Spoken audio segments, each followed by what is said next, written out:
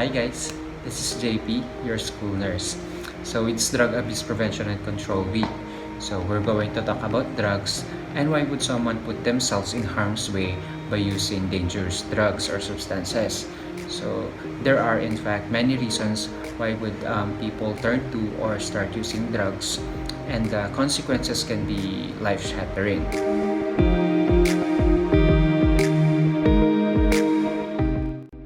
So why people use drugs? So generally speaking, people use drugs to escape and mask the pain they are feeling. The rush of pleasure from using drugs can provide temporary relief from pain or suffering, which can also stem to other issues including the following. 1. Trauma or abuse.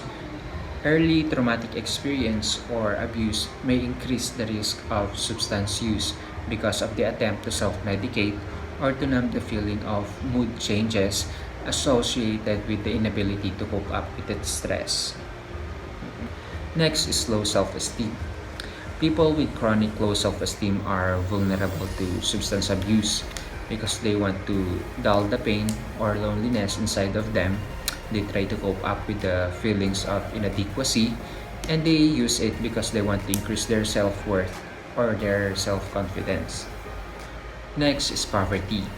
People with lower income are more likely to struggle with drug or alcohol abuse because worrying for how they will afford their basic needs, their shelter, their food causes a tremendous amount of stress for them. When they are struggling to make ends meet, they are tempted to turn to drugs or alcohols to temporarily escape from their problems. Next, loss of a loved one. The heartache brought by the loss of a loved one is strongly correlated to the development of substance abuse. Strong emotions and grief can cause someone to use or turn to drugs or substances or alcohols in order to forget and ignore the uncomfortable emotion being experienced. Lastly, stress. Everyone copes with stress in different ways, but some may resort to maladaptive measures, which may include abusing drugs. Stress can increase the odds of people using drugs or alcohols as a way or mechanism to escape and forget. But whatever their reason for starting, once the addiction sets in, the disease usually spirals more and more out of control. How does addiction develops? It works like this.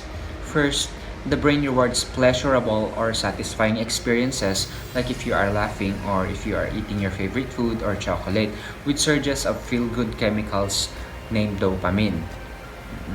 But using drugs triggers the release of much more dopamine than laughing or eating chocolate does.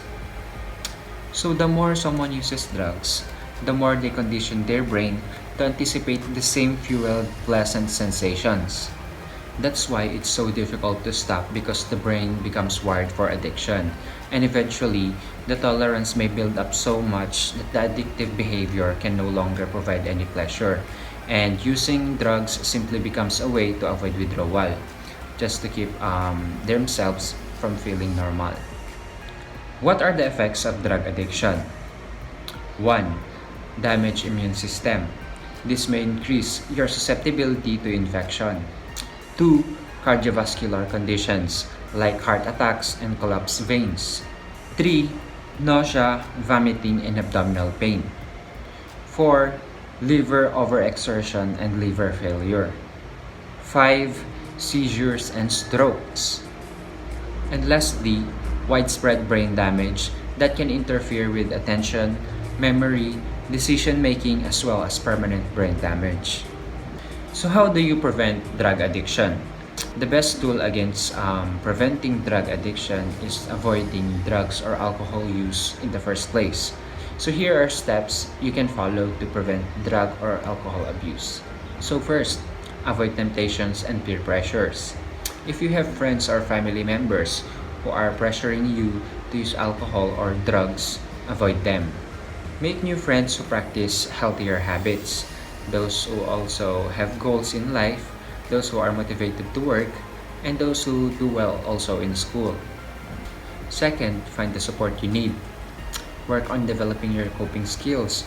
If you have events or experiences in the past that affect your feelings, find a reliable and healthy source of support. Don't try to self-medicate your feelings or physical discomfort. Third, practice healthier living habits. Eating well, meditation, and exercise are excellent ways to avoid using drugs and alcohol. A healthy body helps you cope with daily stress. So if you practice living healthy and managing stress, a trauma can easily be more managed. So that's all for drug abuse prevention and control. Many problems can be reversed or minimized by getting sober, but there are maybe some health or emotional issues that simply won't heal in time.